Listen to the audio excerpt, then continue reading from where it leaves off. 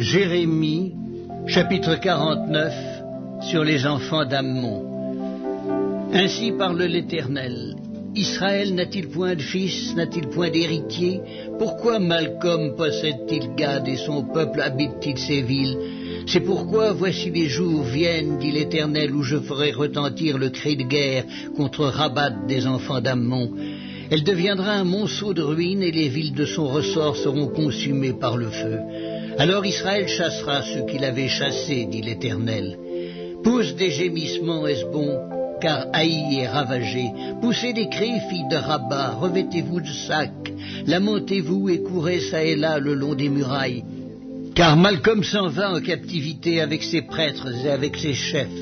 Pourquoi te glorifies-tu de tes vallées? Ta vallée se fond, fille rebelle, qui te confiait dans tes trésors. Qui viendra contre moi? Voici, je fais venir sur toi la terreur, dit le Seigneur, l'Éternel des armées. Elle viendra de tous tes alentours. Chacun de vous sera chassé devant soi, et nul ne ralliera les fuyards. Mais après cela, je ramènerai les captifs des enfants d'Ammon, dit l'Éternel. Sur Édom, ainsi parle l'Éternel des armées. N'y a-t-il plus de sagesse dans Théman? La prudence a-t-elle disparu chez les hommes intelligents? Leur sagesse s'est-elle évanouie? Fuyez, tournez le dos, retirez-vous dans les cavernes, habitants de Dédan, car je fais venir le malheur sur Ésaü, le temps de son châtiment. Si des vendangeurs viennent chez toi, ne laissent-ils rien à grappiller? Si des voleurs viennent de nuit, ils ne dévastent que ce qu'ils peuvent. Mais moi je dépouillerai Ésaü, je découvrirai ses retraites. Il ne pourra se cacher. Ses enfants, ses frères, ses voisins périront, et il ne sera plus. Laisse tes orphelins, je les ferai vivre, et que tes veuves se confient en moi. Car ainsi parle l'Éternel, voici, ceux qui ne devaient pas boire la coupe la boiront. Et toi, tu resterais impuni? Tu ne resteras pas impuni, tu la boiras. Car je le jure par moi-même, dit l'Éternel, Botsra sera un objet de désolation, d'opprobre, de dévastation et de malédiction, et toutes ces villes deviendront des ruines éternelles. J'ai appris de l'Éternel une nouvelle, et un messager a été envoyé parmi les nations. Assemblez-vous et marchez contre elles, levez-vous pour la guerre. Car voici, je te rendrai petit parmi les nations, méprisé parmi les hommes. Ta présomption, l'orgueil de ton cœur t'a égaré, toi qui habites le creux des rochers et qui occupes le sommet des collines. Quand tu placerais ton nid aussi haut que celui de l'aigle, je t'en précipiterai, dit l'Éternel. Édom sera un objet de désolation. C'est pourquoi écoutez la résolution que l'Éternel a prise contre Édom et les desseins qu'il a conçus contre les habitants de Théman. Certainement, on les traînera comme de faibles brebis, certainement on ravagera leur demeure. Au bruit de leur chute, la terre tremble, leur cri se fait entendre jusqu'à la mer Rouge. Voici, comme l'aigle, il s'avance, il vole, il étend ses ailes sur Botsra, et le cœur des héros d'Édom est en ce moment, en ce jour, comme le cœur d'une femme en travail.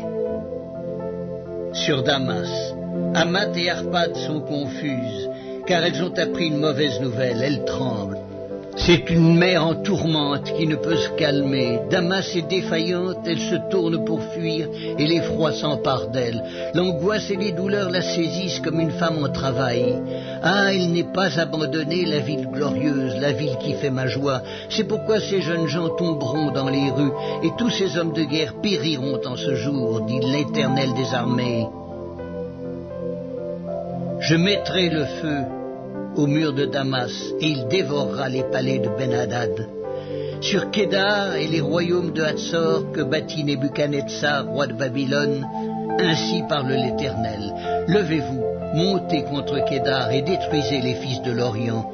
On prendra leurs tentes et leurs troupeaux, on enlèvera leurs pavillons, tous leurs bagages et leurs chameaux, et l'on jettera de toutes parts contre eux des cris d'épouvante. Fuyez, fuyez de toutes vos forces, cherchez à l'écart une demeure, habitants de Hatzor, dit l'Éternel, car Nebuchadnezzar, roi de Babylone, a pris une résolution contre vous, il a conçu un projet contre vous. Levez-vous, montez contre une nation tranquille, en sécurité dans sa demeure, dit l'Éternel. Elle n'a ni porte ni barre, elle habite solitaire. Leurs chameaux seront au pillage, et la multitude de leurs troupeaux sera une proie. Je les disperserai à tous les vents, ceux qui se rasent les coins de la barbe, et je ferai venir leur ruine de tous les côtés, dit l'Éternel. Hatzor sera le repère des chacals, un désert pour toujours. Personne n'y habitera, aucun homme n'y séjournera. La parole de l'Éternel qui fut adressée à Jérémie le prophète sur Élam au commencement du règne de Sédécias, roi de Juda, en ces mots. Ainsi parle l'Éternel des armées. Voici, je vais briser l'arc d'Élam, sa principale force. Je ferai venir sur Élam 4 vents des 4 extrémités du ciel. Je les disperserai par tous ces vents, et il n'y aura pas une nation où n'arrivent des fugitifs d'Élam. Je ferai trembler les habitants d'Élam devant leurs ennemis et devant ceux qui en veulent à leur vie. J'amènerai sur eux des malheurs. Mon ardente colère, dit l'Éternel, et je les poursuivrai par l'épée, jusqu'à ce que je les ai anéantis. Je placerai mon trône dans Élam, et j'en détruirai le roi et les chefs, dit l'Éternel. Mais dans la suite des temps, je ramènerai les captifs d'Élam, dit l'Éternel.